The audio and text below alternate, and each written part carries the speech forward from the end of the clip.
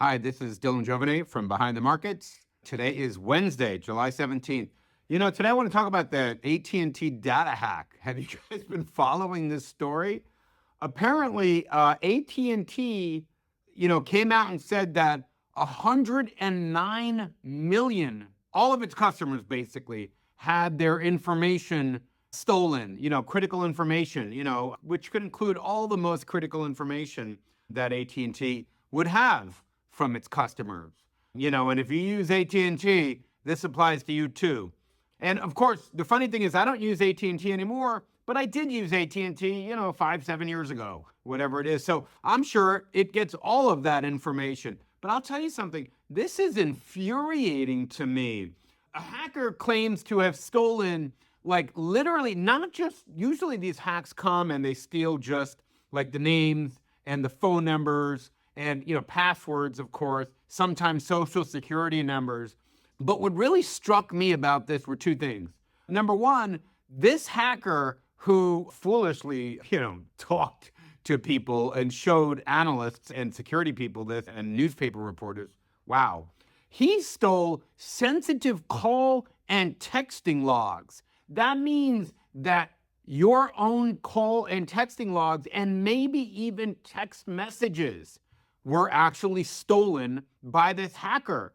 And, I find myself, and this hacker, basically AT&T says that they paid him $400,000 in Bitcoins to erase this Bitcoins, of course it's used by this stuff, but they paid him $400,000 to erase the data that came along with this, the texting and the call logs. $400,000. I mean, my God, you could tell this kid's an amateur. I would have charged a heck of a lot more than $400,000. My God, call and text logs were stolen, guys and gals. Think about that. Now, AT&T says they paid the hacker $400,000 to erase all that stuff.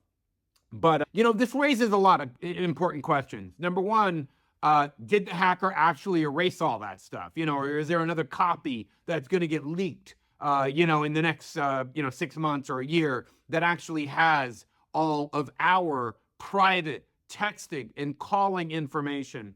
And, I always say to my kids, don't say anything on text that you wouldn't say to someone's face. And don't think text is private. Text is not private. I mean, period. But, this really, it makes us ask a few questions. One of them is, what if our information could be out there, your own private information? Should AT&T be responsible for this? I mean, as people who are trusting AT&T to keep our data secure, should they be liable for actually letting this hack, letting their security systems get penetrated?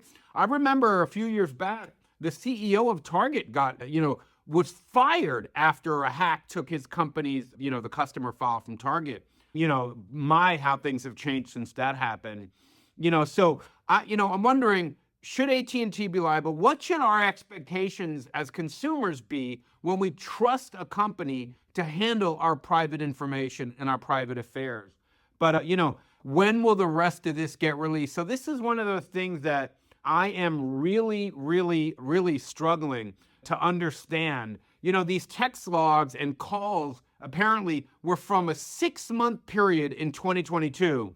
So basically, if you use AT&T and you are texting people in 2022, there's a risk that information is going to pop up very, very soon online. So, you got to look into that and brace yourself for this, for the possibility of this. Anyway, short issue for me today. That's all I got to say. I hope you have a wonderful Wednesday. Take care.